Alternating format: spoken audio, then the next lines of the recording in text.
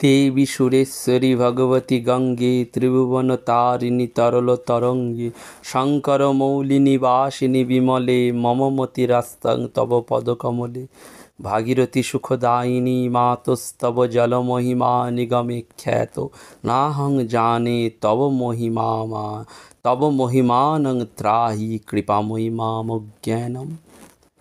शंकराचार्य कृत गंगा स्तोत्रेर मध्य दिए सत्कथाय प्रतिदिनेर मनने श्री श्री ठाकुर माँ स्वामीजी एवं माँ गंगार चरणे भूलुंठित प्रणाम निवेदन करी।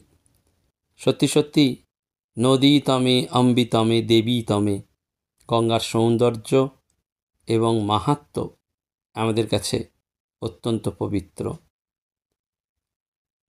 भगवान श्री रामकृष्ण परमहंसदेव बोलतें यदि केउ गंगार काछे गिये गंगा जल स्पर्श करे से बोले गंगा दर्शन स्पर्श करे एलुम।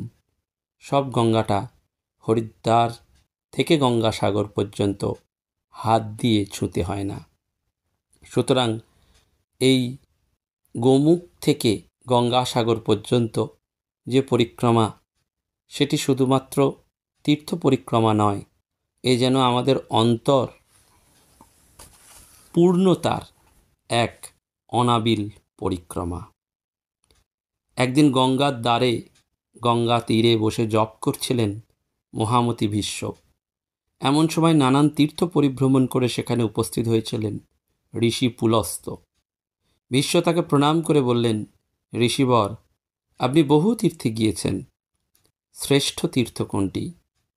ऋषि पुलस्त बोललेन, गंगा तीरई श्रेष्ठ, कारण एर माहात्म्येर कोनो तुलना नेই।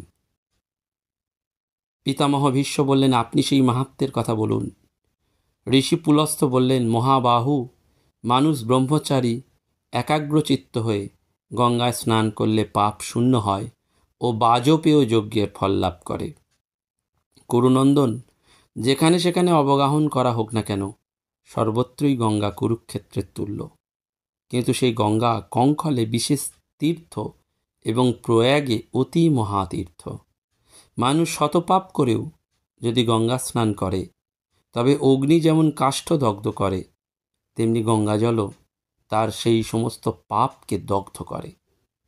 सत्य युगे सकल तीर्थई पुण्यजनक, त्रेता युगे पुष्कर तीर्थ पुण्यजनक, दापरे कुरुक्षेत्र तीर्थ पुण्यजनक और कलि युगे गंगा तीर्थ पुण्यजनक। गंगार नाम करले तिनि पाप नाश करें, देखले मंगल प्रदान करें, स्नान एवं पान करले सप्तम पुरुष पर्यन्त पवित्र करें।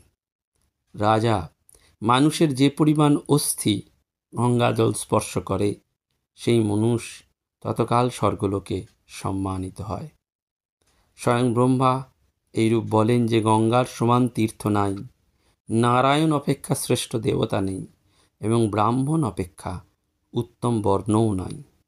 महाराज जेखाने गंगा आছেন সেই देश সেই तपोवन एवं गंगा तीरस्थ সেই क्षेत्रকেই सिद्ध क्षेत्र बोले जानबे।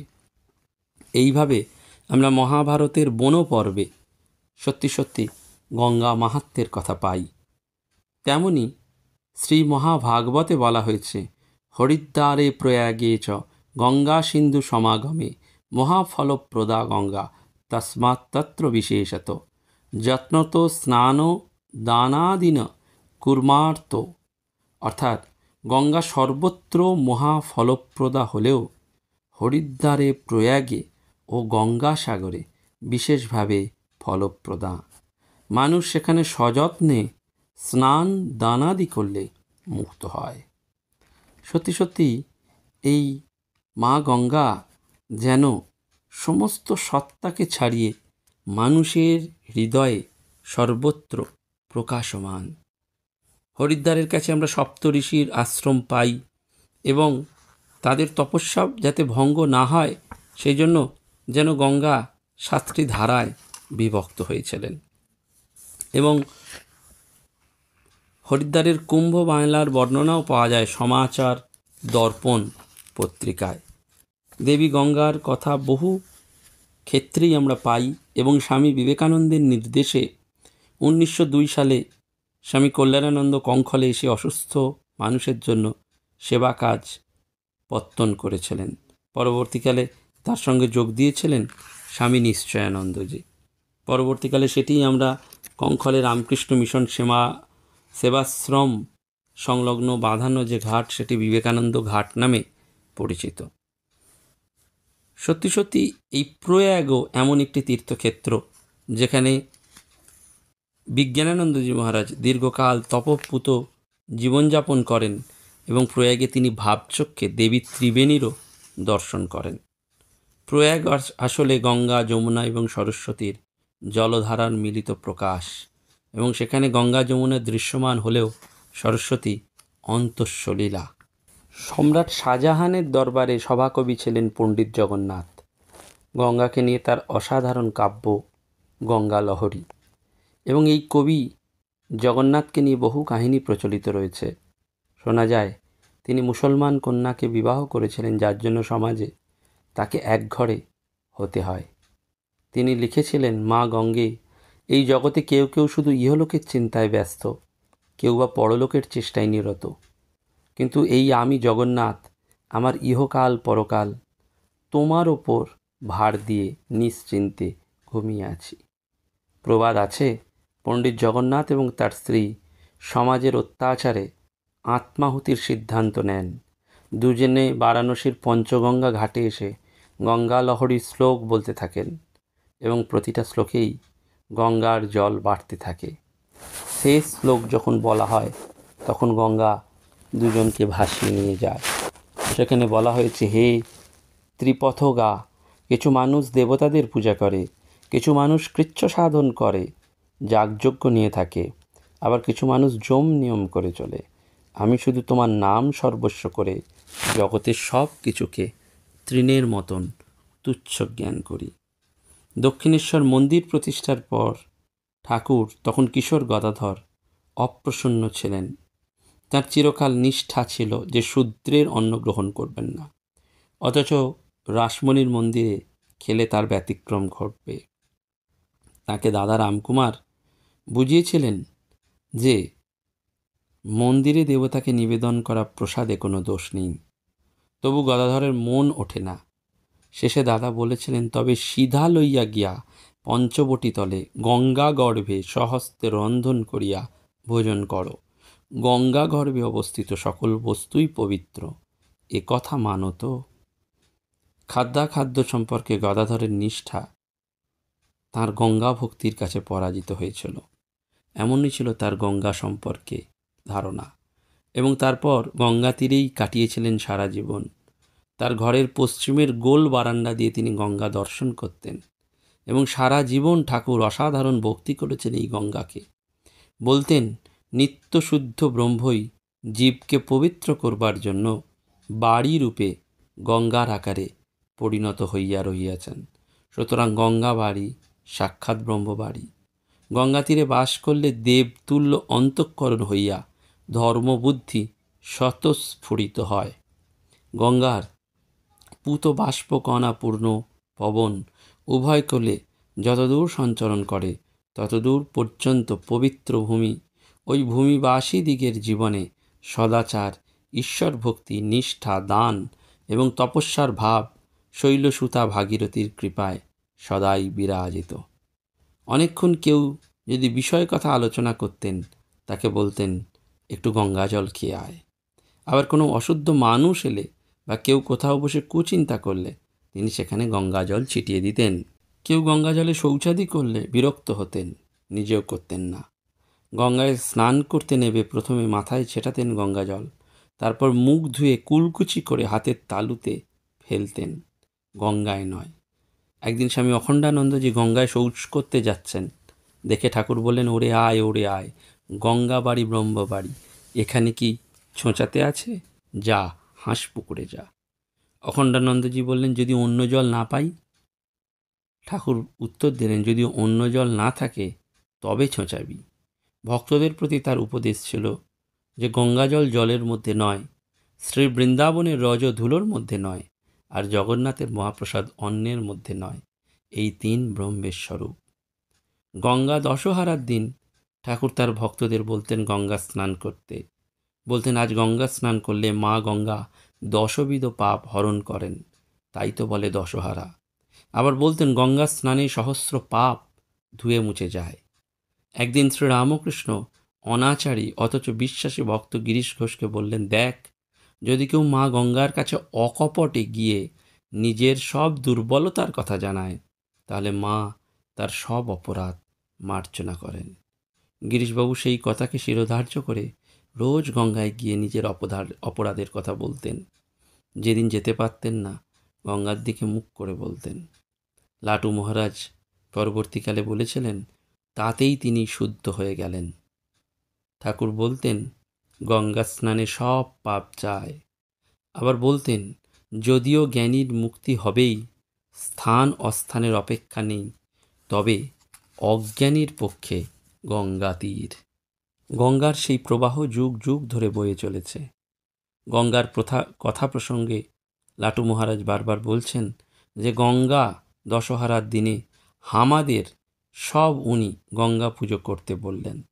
রাখালকে বললেন গঙ্গা মাই সাক্ষাৎ দেবী, আজকে তাঁর পুজো করতে হয়। রাখাল ভাই গঙ্গা মাইকে তখন দেবী ভাবতেন না। তাই না শুনে ঠাকুর একটি ঘটনা বললেন ঠাকুরের জীবনে সাধন অবস্থায় দৃষ্ট ঘটনা। একদিন তিনি পোস্তার ধারে বেড়াচ্ছিলেন। বেড়াতে বেড়াতে তার মনে সন্দেহ হলো গঙ্গা মাই দেবী কিনা। এমন সময় তিনি শুনলেন যে গঙ্গার মাঝে খুব শাঁখের আওয়াজ হচ্ছে, কিন্তু কিচ্ছু দেখতে পেলেন না। ক্রমে ক্রমে শাঁখের আওয়াজ খুব কাছে এসে গেল। অমনি দেখলেন কি না একটি ছেলে শাঁখ বাজাতে বাজাতে এগিয়ে চলেছে, আর তার পিছে পিছে চলছেন এক দেবী। এই দেখার পর তার মনে সন্দেহ রইল না।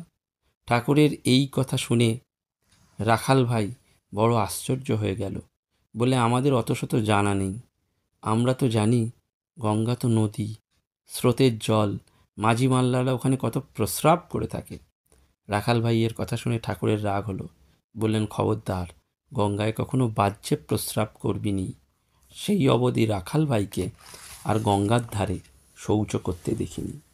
এবং নহবত ও তার সামনের বকুলতলা ঘাট, সেটিও শ্রীশ্রী মায়ের স্মৃতি বিজড়িত। শ্রীশ্রী মা স্নান করতেন এই বকুলতলার ঘাটে। সুতরাং এই গঙ্গা আমাদেরকে বারবার মনে করিয়ে দেয় যে এই গঙ্গার তীর যেন শ্রীরামকৃষ্ণ ভাব প্রচারের প্রধান ক্ষেত্র। রামকৃষ্ণ মঠ তখন বেলুর মঠে আসেনি, কিন্তু মা বলেছিলেন, আমি কিন্তু বরাবরই দেখতুম ঠাকুর যেন গঙ্গার ওপারে এই জায়গাটিতে, যেখানে এখন মঠ, কলাবাগান টাগান, তার মধ্যে ঘর, সেখানে বাস করছেন। এই গঙ্গা আমাদের কাছে করুণারূপিণী। রামকৃষ্ণ সংঘের প্রথম অধ্যক্ষ রাজা মহারাজ ভাবাবেশে দর্শন করেছিলেন মকর বাহনা গঙ্গা দেবী গঙ্গা নদী থেকে উঠে মঠের মন্দিরে যাচ্ছেন। তাই বেলুর মঠের ঠাকুরের পূজার শেষে নিত্য গঙ্গা পুজো হয় এবং আহারের শেষেও শতকণ্ঠে ধ্বনিত হয় গঙ্গা মাই কি জয়। গঙ্গা দশহারার দিন গঙ্গা দেবীরও বিশেষ পুজো করা হয়। এই গঙ্গার মাহাত্ম্য জীবন স্মৃতিতে কবিগুরু রবীন্দ্রনাথ ঠাকুরও উল্লেখ করেছেন। তিনি বলছেন, আমার গঙ্গার তীরের সেই সুন্দর দিনগুলি গঙ্গার জলে উৎসর্গ করা পূর্ণ বিকশিত পদ্মফুলের মতন একটা একটা করে ভেসে যেতে লাগলো। বহু মনীষী তারা যারা নবজাগরণের সাথে ধর্মীয় ভাবনার সাথে যুক্ত ছিলেন, তারা সবাই এই মা গঙ্গার বন্দনা করেছেন। বারবার গঙ্গাকে আত্মশক্তির প্রতীক, দেশাত্মবোধের প্রতীক হিসাবে উপলব্ধি করেছেন। ভারতীয় অধ্যাত্ম সাধনার অন্যতম প্রতীক হচ্ছে এই গঙ্গা। স্বামীজি লিখছেন, আপনার লোকের একটি রূপ থাকে, তেমন আর কোথাও দেখা যায় না। আমাদের গঙ্গার কিনার, বিদেশ থেকে না এলে, ডায়মন্ড হারবারের মুখ দিয়ে না গঙ্গায় প্রবেশ করলে সে বোঝা যায় না। সেই জন্য কবি যতীন্দ্রনাথ সেনগুপ্ত লিখছেন না, যে যুগে যুগে নরনারী অফুরান আঁকিবাড়ি পুষ্ট করেছে তব বাহিনী। তেমনি এই গঙ্গাসাগর, যে গঙ্গাসাগরে আজকে পুণ্য সেই তীর্থক্ষেত্র হয়েছে কপিলমুনির আশ্রম, পতিত পাবনী গঙ্গা যেখানে সাগরে মিশেছে সেটিই পুণ্যভূমি গঙ্গাসাগর। প্রচলিত কাহিনী, এখানেই ছিল কপিলমুনির আশ্রম। ভগীরথ গঙ্গার জলপ্রবাহ নিয়ে এসে মুক্ত করেন তার পিতৃপুরুষদের। একদিকে গঙ্গা আর একদিকে সাগর, মাঝখানে ভগবান কপিল। এই তিনের মহামিলনেই এই পুণ্যতীর্থ। বলা হয় এখানে জল, স্থল, অন্তরিক্ষ সবই মোক্ষ। সেই রামায়ণ মহাভারতের যুগ থেকে মকর সংক্রান্তির দিনে গঙ্গা স্নান করে মানুষ মোক্ষ লাভ করে। লোকবিশ্বাস যে যুধিষ্ঠির গঙ্গাসাগর সঙ্গমে স্নান করে বৈতরণীর উদ্দেশ্যে যাত্রা করেছিলেন। ভগিনী নিবেদিতা লিখছেন, গঙ্গাসাগর মেলা জনচিত্তের একটি আধ্যাত্মিক অনুষ্ঠান। পুণ্য লাভের সংস্কার এক্ষেত্রে একটি গৌণ। তীর্থযাত্রীরা এই মহামেলায় সমবেত হয়ে সাগর স্নান করে এক আত্মিক পরিতৃপ্তি লাভ করেন। একসময় গঙ্গাসাগর ছিল দুর্গম তীর্থ, সেজন্য বলাই হতো সব তীর্থ বারবার, গঙ্গাসাগর একবার। পরবর্তীকালে কিন্তু সেটি সুগম হয়েছে এবং কপিলমুনির বর্তমান মন্দিরটি 1947 সালে নির্মিত হয়। মন্দিরে কপিলমুনি পদ্মাসনে বসে আছেন, বাঁ হাতে কমণ্ডলু, ডান হাতে জপমালা, মাথায় পদ্মনাগ ছায়া বিস্তার করে রয়েছেন। তার ডান দিকে গঙ্গা মায়ের মূর্তি, দেবী চতুর্ভুজা মকর বাহিনী, দেবীর কোলে ভগীরথ, আর বাম পাশে হনুমান। কপিল মুনির বাম দিকে রাজা সগর। তবে প্রতিটি মূর্তি এমনভাবেই সিঁদুর মাখানো যে সেটা বোঝা যায় না। ভারতের নানান প্রান্ত থেকে এই গঙ্গাসাগর মেলায় লক্ষ লক্ষ মানুষ আসেন, প্রচুর সাধু সন্ত আসেন, মন্দিরে পুজো হয়। গঙ্গাসাগর তখন যেন এক মানব সঙ্গম হয়ে ওঠে এবং এই মকর স্নানের অপেক্ষায় মানুষ বসে থাকে। বিনয় ঘোষ তার পশ্চিমবঙ্গের পুজো পার্বণ এবং মেলাতে লিখেছেন, মেলা শেষ হয়, দূরে বহু দূরে মিলিয়ে যায় সাগর দ্বীপ থেকে ছেড়ে যাওয়া শেষ মহাজনী নৌকোটি। জীবনে নির্জনতা, নিঃসঙ্গতা, শান্ত মহাশান্ত পরিব্যাপ্ত সেই বিরাজিত হয় গঙ্গাসাগরে। গঙ্গার কথা ফুরোয় না, বারবার মনে হয় এ ভারতবর্ষে কত শত যুগ যুগ বহি করি সুশ্যামল, কত মরু প্রান্তর শীতল পুণ্য তরঙ্গে। আজকের দিনটি সত্যিই শুভ দিন। তাই আজকের এই পবিত্র দিনে আমরা মা গঙ্গাকে বারবার স্মরণ করি, আপনাদের সকলকে স্মরণ করি, কৃতজ্ঞতা জানাই এবং আজকের দিনে যদি আমরা পারি সাধ্যমতো একটু ভালো কাজ করার চেষ্টা করি। সৎ কর্ম, সৎ চিন্তার মধ্যে দিয়েই এই মকর সংক্রান্তি বা গঙ্গা সাগরে যেতে না পারলেও আমরা যেন সেই গঙ্গা দর্শন স্পর্শনের পুণ্যটুকু অর্জন করতে পারি। নমস্কার, ধন্যবাদ।